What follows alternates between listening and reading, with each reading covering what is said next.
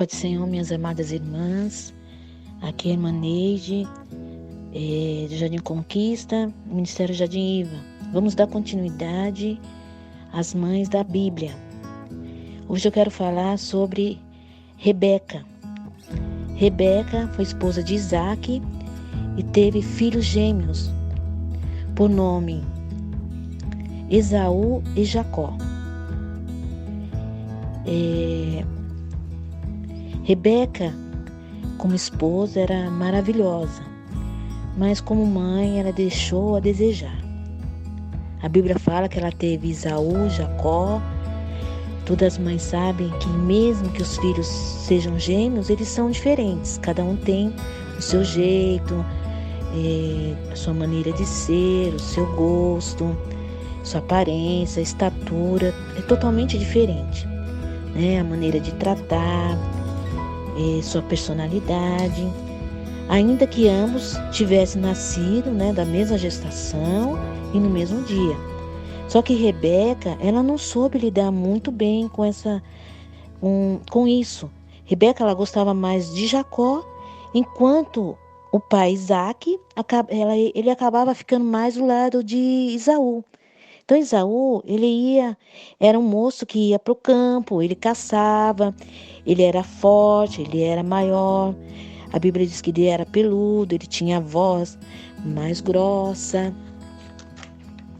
E ainda ele era um pouco mais rude, mais rústico, enquanto Jacó, ele era mais amoroso, ele era mais carinhoso, mais presente, caseiro. A Bíblia fala que ele estava sempre ao lado de Rebeca, tanto que ele aprendeu a cozinhar com sua mãe.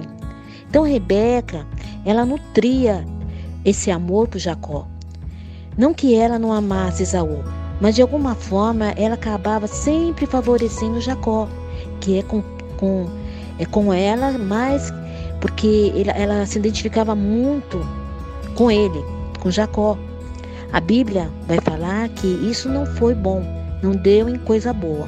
E a gente vai perceber que Jacó, ele acaba comprando o direito de primogenitura de Esaú e acaba tomando a bênção que era de Esaú, ele acaba tomando a bênção para ele. Foi lá, para você que não sabe, a bênção do pai naquela época era de grande importância, era maravilhoso na vida do filho. E aqui a Bíblia vai falar que Rebeca ajuda Jacó a enganar o seu próprio pai, que estava velho, não enxergava bem, não ouvia, mas com aquela mesma nitidez. E a Bíblia vai falar que Rebeca vai articular todo esse plano, todo o projeto, quando ela ouviu Isaac dar as coordenadas a Esaú para ele que fosse caçar e que fizesse guisado e que trouxesse para ele comer, que ele ia abençoar Esaú. Rebeca, mais que depressa, ela chama Jacó e fala para ele o que estava acontecendo. Eles esperaram Esaú sair para caçar, aí então deu a sequência do plano, que Rebeca já havia articulado. E dessa forma, ela preparou o guisado e Jacó entra no quarto e quem recebe a bênção, que era para ser de Esaú, foi Jacó, com a ajuda de quem? Com a ajuda da sua mãe. Então, aqui a gente percebe que Rebeca, ela faz preferência de um filho. Ela não soube separar o amor. Ela não soube dividir com igualdade o amor entre os seus filhos. Isso gerou muitas dores para ela. Para Isaac, para Jacó, para Esaú, enfim, para toda a família. Para Jacó, no primeiro momento, aquilo parecia algo maravilhoso, porque tinha alguém que era por ele. A mãe lhe protegia e aquilo era ótimo para Jacó. Mas quando ele construiu a sua família, né? Casou, teve filhos, ele saiu do lugar de filho e foi para o lugar de pai. Aí ele percebeu que aquilo que ele fez com seu irmão não foi saudável, aquilo não foi bom. Então ele tentou, mais que depressa, consertar os vínculos, tentou pedir perdão para o seu irmão Esaú, para consertar aquele desentendimento entre a família. Pois quando Jacó roubou a bênção de Esaú, é claro que Esaú ficou muito furioso e prometeu que ia matá-lo. E não é para menos, a gente vai perceber que Esaú ficou muito chateado. E a gente vai perceber que acabou com a comunhão da família. E na sequência, com o passar dos anos, o pai Isaac veio a falecer e a mãe Rebeca também. Mas Jacó vai tentar de volta trazer os vínculos familiares.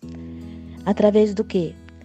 Através da sua volta para se encontrar com seu irmão, para pedir perdão. E assim, com isso, reconstruir novamente a família.